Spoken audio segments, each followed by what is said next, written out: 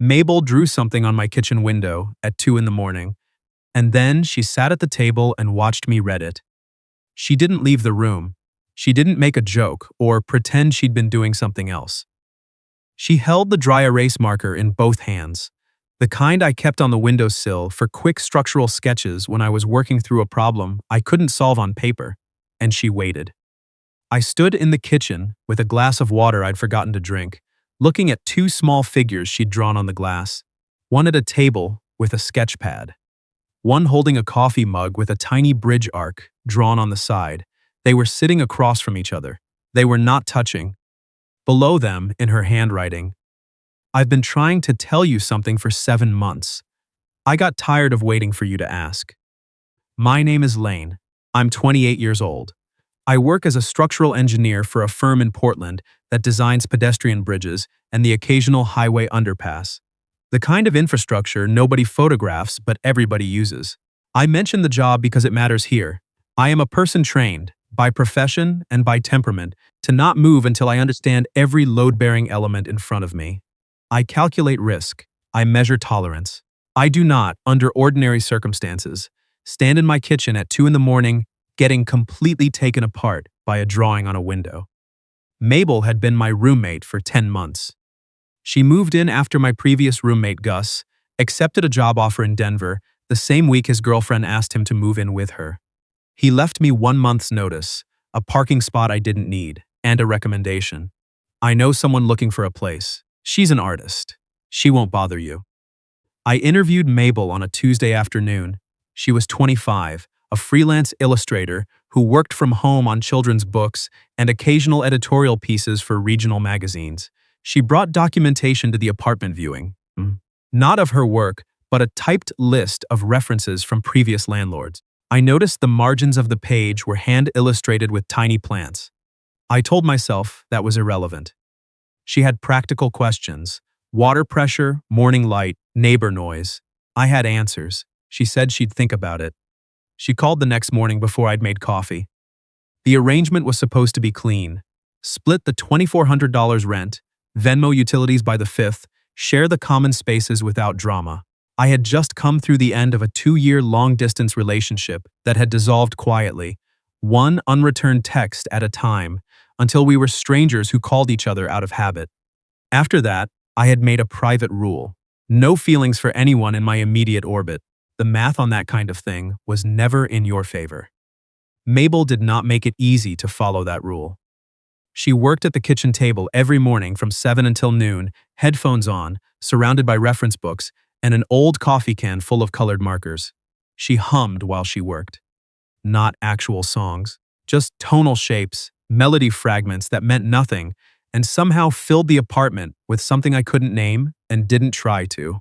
She left me illustrated notes instead of texts, a drawing of an empty milk carton to say we were out, a small sketch of a question mark with legs when she wanted to know if I'd eaten dinner.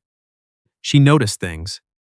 If I came home with the specific silence that meant the day had gone sideways, she'd slide a plate of food in front of me without asking what happened. If I was working late on the living room floor surrounded by project specs, she'd appear in the doorway and say, "There's coffee," like she wasn't doing anything unusual. She always poured her cup and left the rest in the pot. I had started making extra without consciously deciding to. I told myself this was just good roommate behavior. People who shared living spaces looked out for each other. It was practical. The problem was, I noticed things too. The way she stood at the kitchen window with her morning coffee, like she was cataloging the quality of the light for future use. The way she laughed at something on her tablet and then covered her mouth, embarrassed by the volume of it. The way she rearranged the mugs on the shelf after I washed them. Not wrong, just differently, and I kept letting her because I liked how the shelf looked her way. Once, around 6 months in, she fell asleep on the couch with a book open on her chest. I came in from a late night at the office and stood there longer than necessary before I went to the hall closet and got a blanket. I draped it over her. She didn't wake up. I went to bed and stared at the ceiling for the better part of an hour. I told myself it didn't mean anything. But I'd had a long-distance relationship end because I'd watched the distance grow and done nothing, and I was not going to make the same mistake in reverse. No feelings for anyone who shared my address. No exceptions. In September, Gus came back to Portland to visit and pulled me to a birthday party for someone I barely knew at a bar in the Pearl District. Mabel came too, because her college friend Lydia was going, and Lydia knew the birthday person, and Portland's social circles had a way of overlapping constantly. The bar was loud and warm and packed. Mabel wore a dark green dress I had not seen before, and I had the deeply inconvenient experience of registering this fact in approximately half a second. Gus, standing beside me with a beer, said nothing for a moment, then, "Close your face." I didn't say anything. Your face said something. I went to get another drink. Before 10, a man named Ford materialized at Mabel's shoulder. Tall, worked in tech, the easy confidence of someone who had never second-guessed a single thing he'd ever said. He made Mabel laugh twice in 5 minutes. I stood across the room with what I told myself was mild, passing interest. It was not mild or passing. Lydia appeared at my elbow. She had the kind of precise attention that made sense for someone who'd spent years watching Mabel work. She looked at me looking at Mabel, then she said, So what? She tilted her head slightly. You know, she turned down a studio in the Hawthorne district last spring, cheaper than what she pays you, better location for her commute to clients. She said she liked where she was. I looked at Lydia. She sipped her drink with the expression of someone who had said exactly what she intended and was finished. Mabel and I walked home at 11:30. Portland in September was cool, the air carrying the smell of rain that had already come and gone. We went a full block without talking. I could hear my own footsteps on the sidewalk. You were weird at the party, she said. I wasn't weird. You talked to Gus for 2 hours. He's my friend. You kept checking your phone. I had a project thing. She looked at me sideways and said nothing, which landed harder than if she'd pushed back directly. In the elevator of our building, she leaned against the wall and watched the floor numbers light up one by one. I watched the numbers too. At 3, our floor, she said, Whatever it is, Lane, you can just say it. The doors opened. There's nothing to say, I said. She nodded. Not like she believed me. Like she'd filed it away and would return to it later. She went to her room. I went to mine. I lay on my back in the dark and thought about Lydia saying she'd turned down the Hawthorne apartment, and I did not fall asleep for a long time. The week after the party was careful. I started making coffee earlier, was at my desk by 7:30 before she got to the table. She didn't comment. We moved around each other with a specific politeness that was worse than arguing, because at least arguing meant something was being said. On Thursday morning, I came in for a second cup, and she was at the table, pencil in hand, headphones around her neck instead of on. She didn't look up when I came in. You don't have to do that, she said. Do what? Disappear every morning. I'm not going to bother you. I poured the coffee. You don't bother me. Then stop acting like I do. I put the pot back. She was looking at her sketch pad. From where I stood, I could see the page was blank. Mabel. It's fine, Lane. Her voice was level. I'm not asking for anything. I just miss mornings being normal. That sentence hit somewhere I wasn't prepared for. I left the second cup on the counter and went to get my bag. She took the cup after I left, same as always. Neither of us said a word about it. I came home late on a Friday, project deadline, hours that didn't match the sky. The apartment was dark and quiet. I thought she was asleep. I went to the kitchen for water. The window above the sink looked the same as always, old glass, a few rain streaks on the outside, the dry erase marker sitting on the sill where I kept it. I used that window for quick calculations sometimes, span ratios, load estimates, the kind of numbers that need space to breathe. Mabel had always politely pretended not to notice. But something was on the glass. 2 figures, unmistakably her style, that particular economy of line she used in her work, everything exact and without waste. 1 figure at a table with a sketch pad. 1 with a coffee mug, a small bridge arc drawn on the side. They sat across from each other, not touching. And below them, in her handwriting, I've been trying to tell you something for 7 months. I got tired of waiting for you to ask. I heard her before I turned around, a small shift of weight, an exhale. She was at the table. marker in both hands, watching me read. I turned. She didn't look away. She looked the way she had in the elevator. The way she had all those mornings I'd spent convincing myself I wasn't noticing. She looked like someone who had made a decision and was standing in it. 7 months, I said. January. Her voice was steady. Her hands were not. You stayed up all night for a deadline, and I brought food at 2 in the morning. You looked at me for a second before you said thank you. I thought, oh, that's what this is. I set the glass down on the counter. I tried subtle, she said. I tried very subtle. The songs I added to the shared playlist, the notes, the second cup of coffee that you make every morning without ever explaining why. She paused. I don't think you're oblivious. I think you're scared. The words sat between us. I looked at her, at the marker in her hands, the flush along her cheekbones, the particular stillness of someone who had crossed a line on purpose and was waiting to see what was on the other side. I am scared, I said. It came out simpler than I expected. She let out a breath. Of what specifically? Of getting this wrong. Of making it something you have to navigate in a space we both need to live in. I stopped. Tried again. I had a relationship fall apart quietly, over time, and I didn't do anything until there was nothing left to do. I do not want that to happen anywhere near you. Near me, she said quietly. Near the person who knows where I keep the ibuprofen and how I take my coffee and the name of every bridge in the city. My voice dropped. I don't want to lose any of that. Mabel stood up. She crossed the kitchen, 4 steps, small kitchen, and stopped in front of me. Close enough that I could see the faint ink stain on her left thumb that was always there, the permanent residue of her work. Lane. She said my name like she'd been waiting to say it at full volume. You have been making me a second cup of coffee for 10 months. I looked at her. You put a blanket on me in October. You texted me when you were running late so I wouldn't worry, and you were in the middle of a deadline crisis when you did it. You rearranged your entire Thursday last month so I could use the living room for a client call. Her chin lifted slightly. I'm not asking you to be fearless. I'm asking you to decide. Something in my chest unlocked. Not dramatically. More like a door that had been technically open for months, finally pushed all the way. I decided in January, I said. Her eyes widened. When you brought food at 2 in the morning and I looked at you for a second too long. I exhaled. I've been running risk assessments ever since. She made a sound, half laugh, half something else. Risk assessments. I'm an engineer, it's reflexive. And what did the risk assessment conclude? I took the marker out of her hands and set it on the counter. Her hands stayed up for a moment, empty. I took them. Incalculable, I said. I stopped running the numbers around September. Green dress, Pearl District. Gus told me to close my face. She looked at our hands, looked at me. That was the worst week of the year. I know, I'm sorry. She shook her head.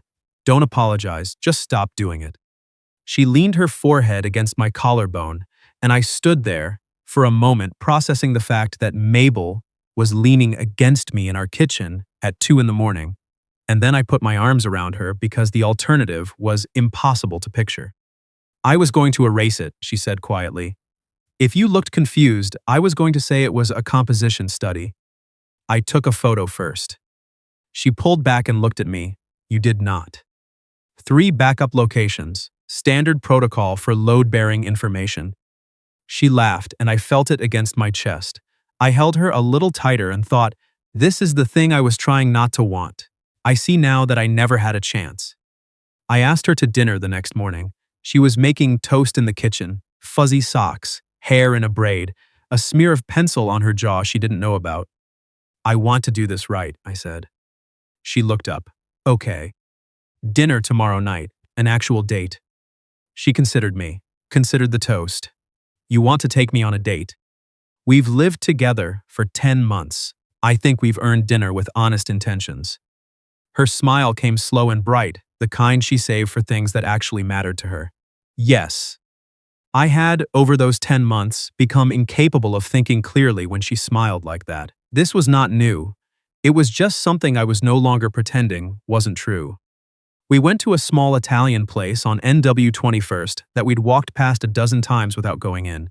Candles in Chianti bottles, chalkboard menu, tables small enough that our knees knocked every time either of us shifted. Mabel ordered Casio e pepe and ate half my focaccia. I pretended to notice the second time, not the first. Halfway through dinner, she pointed her fork at me. Tell me about the long-distance relationship. I looked at my wine glass. It's not a fun story. I know. Tell me anyway. So I did. 2 years. She lived in Seattle. It started in person and moved to a screen, and at some point we were calling each other from obligation rather than want. The end wasn't a single moment, just a slow awareness that we'd become strangers who still had each other's contact information. I wasn't heartbroken, I said. I was embarrassed. I watched the whole thing happen and convinced myself it would stabilize. Mabel was quiet for a moment. You were waiting for data. I was waiting for the structure to correct. Lane, her voice was careful. That's the same thing. I looked at her across the small table. The candlelight made her look like something she would have illustrated, if she illustrated things she loved. I'm not waiting anymore, I said. She reached across and put her hand over mine. Good, because I erased the window this morning, and it already felt like losing something. I took a photo first. You said that. I meant it. She laughed and threw her napkin at me, and I was still laughing when I caught it, and the restaurant was warm and small, and the knot I'd been carrying since September loosened completely.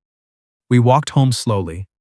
Portland at night had a particular quality to it, the neon of the food carts still going, the bridges lit up across the river, the streets quiet enough that our conversation had room to breathe. At our building door, she stopped and looked up at me for a second. Then she reached forward, grabbed the front of my jacket, and kissed me. Not tentatively, not like a question, warm and certain the way she worked. Intentional right the first time. I stood there half a second, adjusting to the fact that this was actually happening, and then I kissed her back, my hand at her jaw, and she made a small sound against my mouth that I felt the full length of my spine.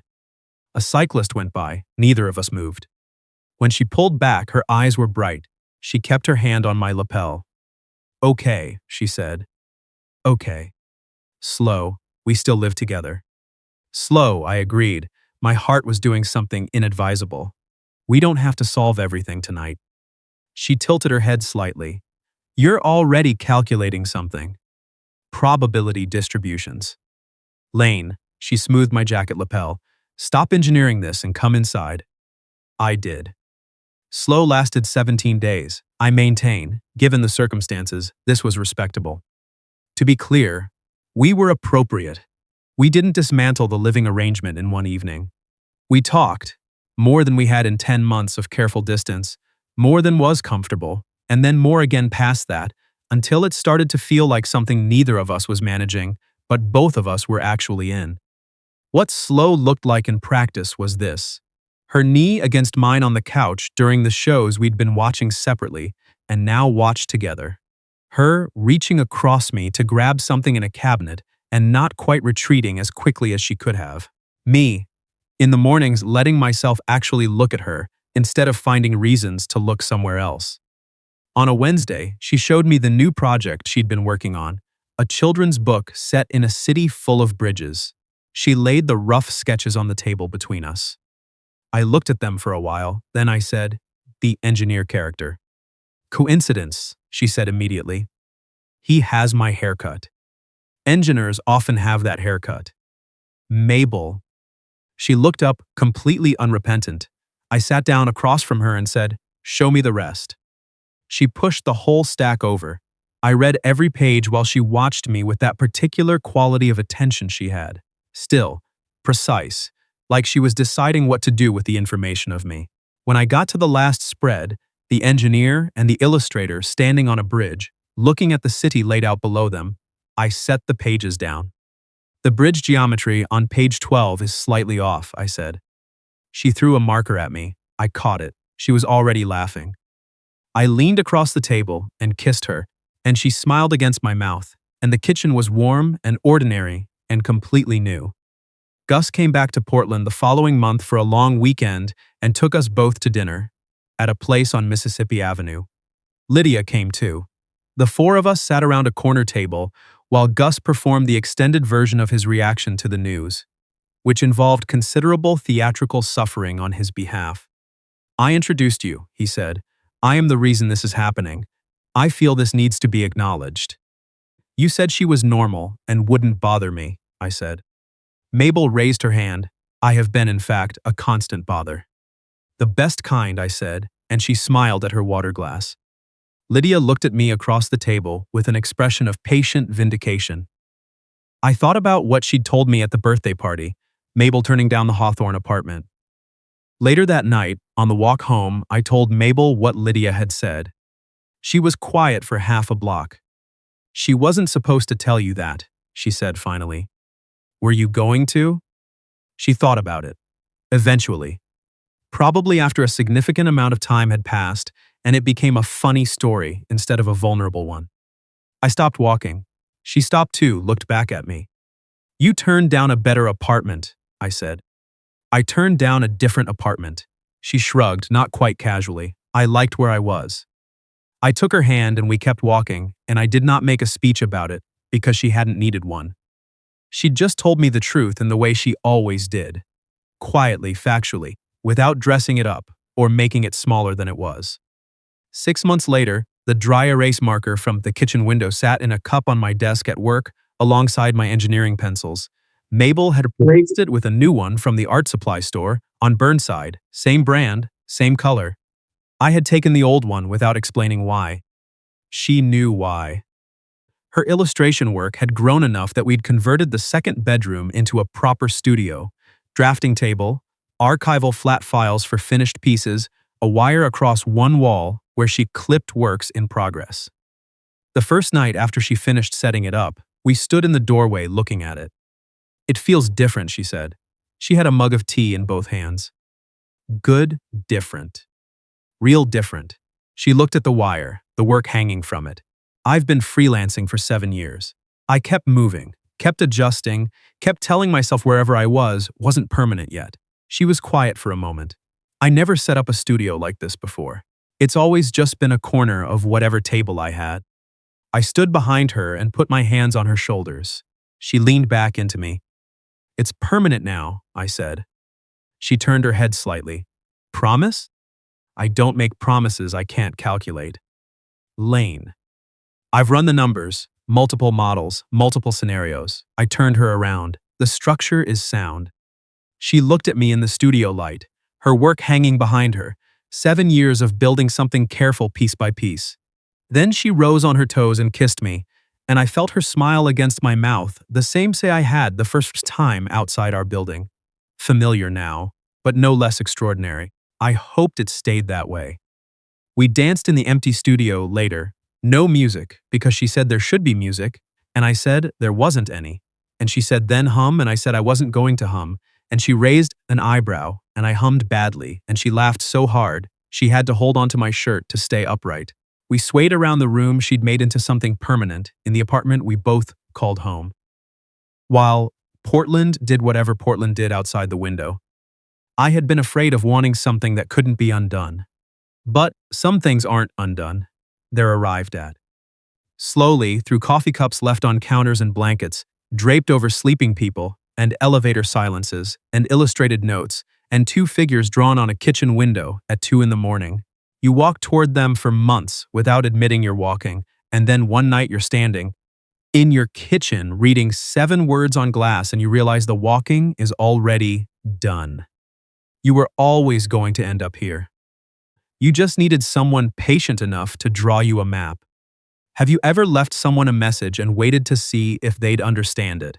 Or were you the one who finally stopped being subtle and just said it outright? Tell me your story in the comments.